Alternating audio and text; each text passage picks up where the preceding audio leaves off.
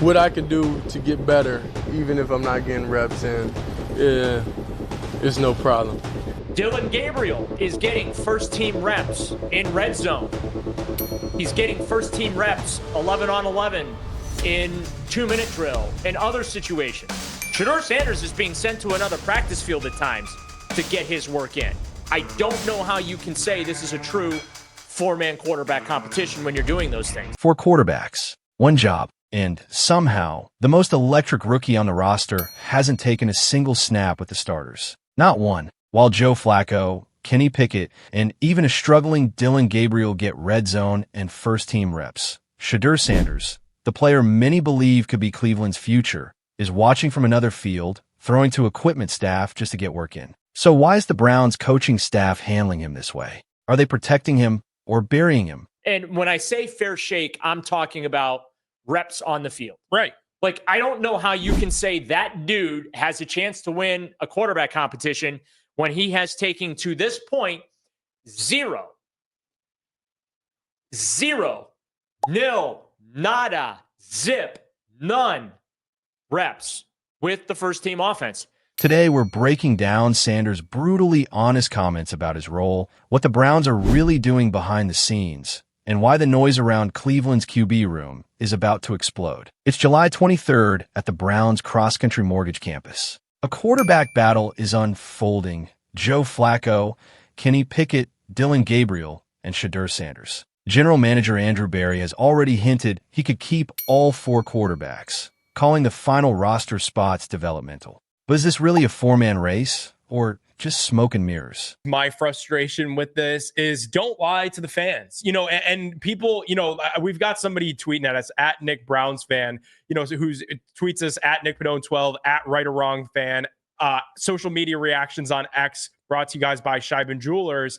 Says Sanders, the developmental quarterback. AB said it earlier this week. Not his fault. The media refuses that narrative.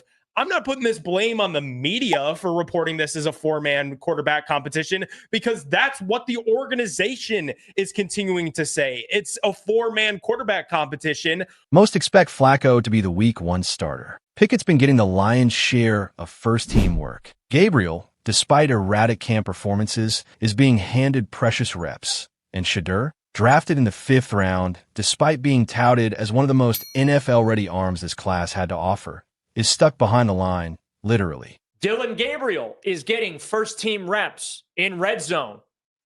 He's getting first-team reps 11 on 11 in 2-minute drill and other situations. Shedeur Sanders is being sent to another practice field at times to get his work in.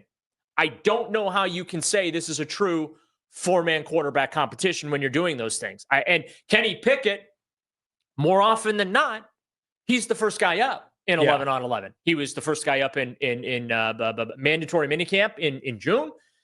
He's been the first guy up a couple of days. Now, Joe Flacco was first up one of the days. But yeah, Kenny Pickett's getting a lot of first team reps as well. Here's where things get tense. Shedeur Sanders finally spoke to the media. Calm, collected, and candid. His words told one story, but his situation tells another. Let's start with what he said. What I could do to get better, even if I'm not getting reps in, is no problem. So you guys have talked about the mental intensity that they want to have at training camp these first 2 days and going into the third. What's your mindset and how are you approaching that intensity? I would say just learning. Every day, of course, I'm learning different things because I know the opportunity will come. And whenever it comes, I want to be able to know the ins and outs and know the full everything. So I don't want to really make too many mistakes when it's my time. Sanders isn't complaining. Not publicly, anyway. He's focusing on mental reps, learning the playbook, and maximizing every throw, even if it's to ball boys. But his tone? Honest, measured, almost restrained. Why aren't you getting any reps with the ones at any point?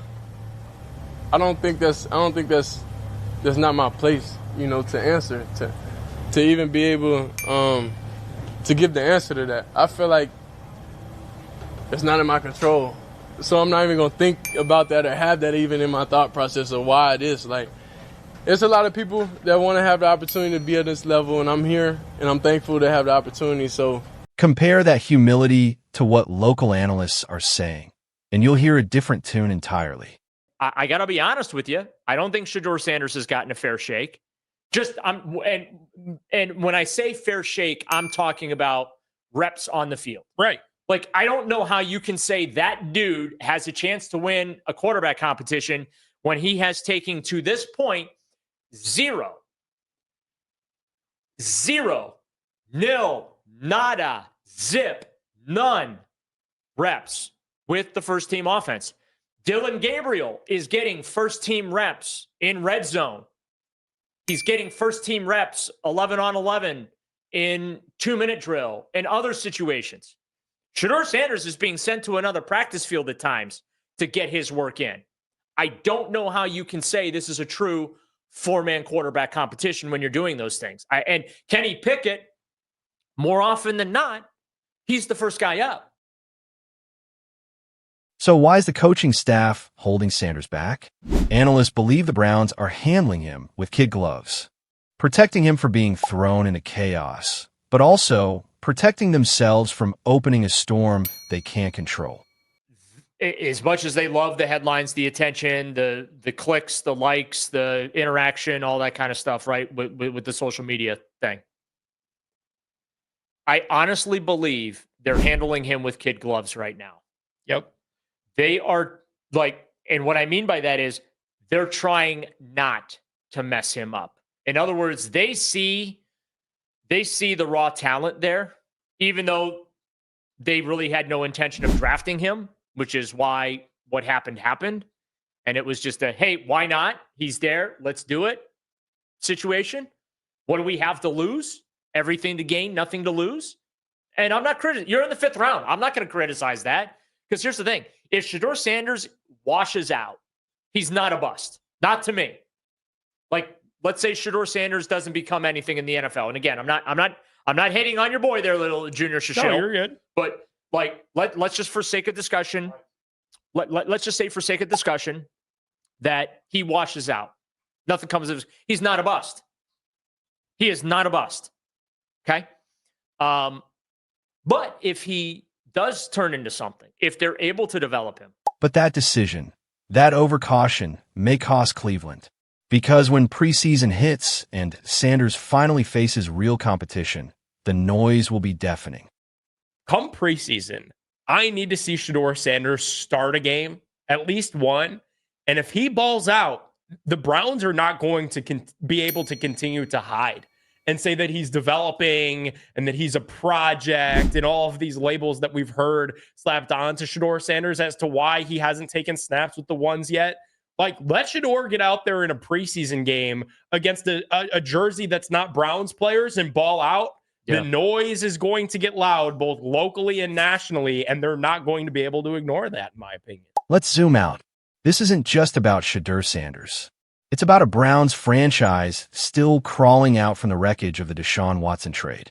The team is searching for an identity, grasping for a long-term answer, and, as some critics put it, throwing stuff at the wall and hoping something sticks. The Deshaun Watson trade was just that bad. Like, this is the carnage of that. Like, this is the Browns recovering. The smart NFL people.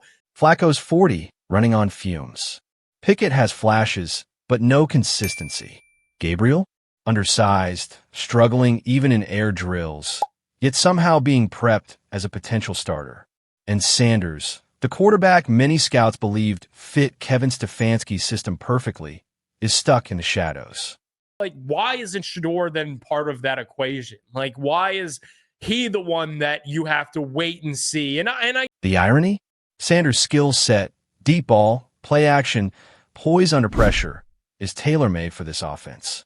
And yet, he's watching camp from the margins, while fans and media question whether this is truly about development or just dysfunction. I'm strapped into the rest of the camp. I'm strapped into the rest of the preseason. 17 games to get through. I'm not buying what they're telling me. I'm not buying this propaganda that he's some sort of idiot that needs developed. I just don't see it. And then there's the human side. Sanders, the son of Dion, a star since high school, is learning patience for the first time in his career. I'll say it's different phases in life. different things in life you have to go through, you know, and that's all it is. I'll say for me, it's building blocks. You know, sometimes I always had to get overly prepared and had to worry about a lot of different things, just from my youth to high school to college, and I never had a chance to, I'll say, sit back and learn more in depth of everything. So I was always thrown in the fire, and I always exceeded expectations. He's not bitter, but make no mistake, his chance will come. And if he delivers under the preseason lights, Cleveland's coaching staff won't just be answering questions. They'll be facing a full-blown quarterback controversy. So what happens next? The Browns can only keep the lid on Sanders' potential for so long. Preseason kicks off soon, and one breakout performance could force this coaching staff into a decision they can't walk back. Will Shedeur Sanders stay patient and play the long game? Or will his talent make the Browns rethink everything before week 1? There are a lot of smart folks working in that building, and they're not dumb. They know. I mean, we've heard, Shedeur, when he came up to the podium the other day and he, making jokes about the content competition amongst all of us, right? To get his content out there. He knows, he understands his popularity. Either way, the noise in Cleveland is only getting louder. And when Sanders finally steps on the field with the starters, the entire NFL will be watching. Stay tuned, because our next report dives into how Cleveland's front office is already preparing for a possible QB shakeup before the season even begins.